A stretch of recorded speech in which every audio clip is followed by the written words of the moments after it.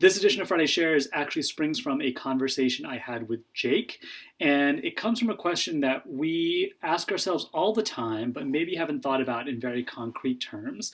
And that is, how are we teaching kids how to learn online?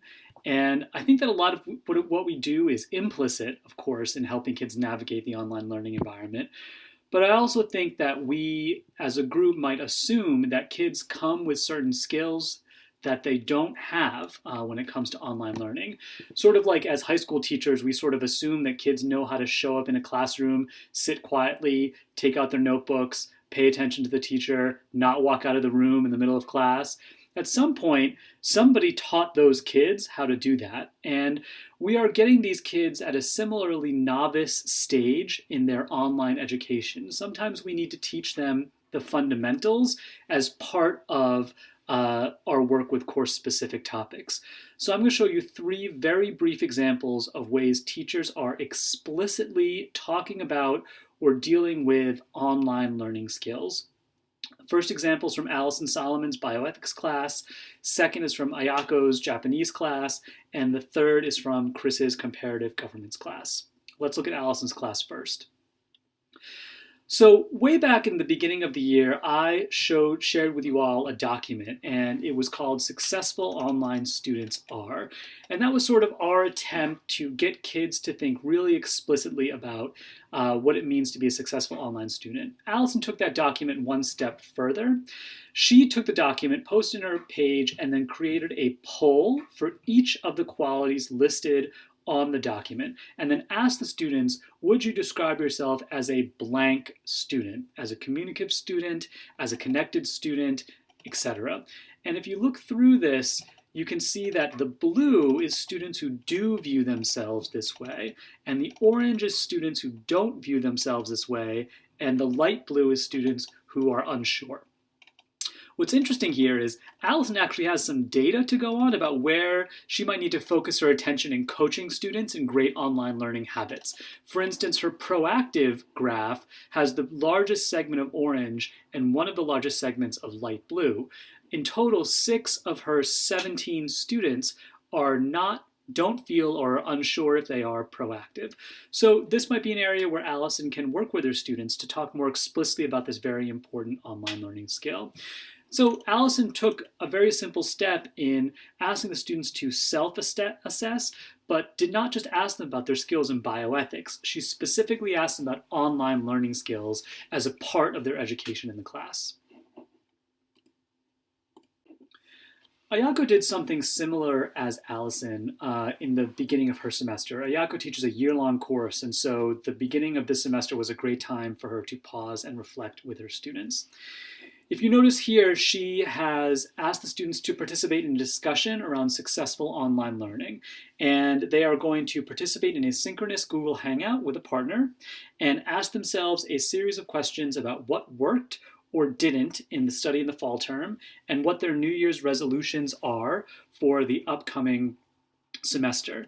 And if you look at the actual discussion forum where the students were asked to post a summary of the Hangout, you see that Ayako is, again, getting some great information from the kids about what their strengths, problems, and resolutions are. And you can see here that it's a mixture of course-specific skills, Japanese skills, and general online learning skills. For instance, time management is something that's coming up over and over again for students in this class. That's not necessarily a skill that's just related to Japanese, that's a skill that's related to online learning. And if you scroll through this, a lot of the resolutions involve being better time managers, being more accountable to my own learning, and really thinking about that as one part of my education in this Japanese class. And so again, we're getting at the fundamentals, the universal skills that go with online learning that the students finally have to learn alongside this course content. In his class, Chris did something I think was really interesting. He asked the students to, what I'm calling, plan out loud. And if you look at this Revolution project, this is a long-term 2-week project where the students are working together in groups to research the current events happening in places like Ukraine, Venezuela, Thailand, Syria, and they're using current events to think about government in general. What I think is really interesting about this project is down here, Chris created a discussion forum, and the instructions were throughout the project, please constantly review the wiki to determine what issues or ideas need additional research. You will also need to decide how you want to present your findings and divide responsibilities among the group. To facilitate communication, I have set up a discussion page for your groups, but feel free to use email, Skype, Hangouts, or even old-fashioned written letters. What's interesting about this is Chris has brought to the forefront some of the biggest logistical issues with online learning, which is coordinating with peers. And so here you can see that one student began the conversation about deciding when they should have their work done. And then below that, there's a thread of students going back and forth, trying to make some plans and getting it together just to have a synchronous conversation. And what I love about this, what I find so fascinating is we really get to see, and all of these students get to see, what it's like to have to coordinate and collaborate, and they get to really work on their schedules and work on collaboration.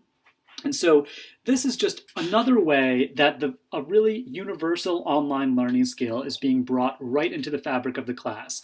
As part of learning about revolutions, we're learning about communicating and coordinating effectively with our peers. And I think that that's a great skill to learn for this kind of group project.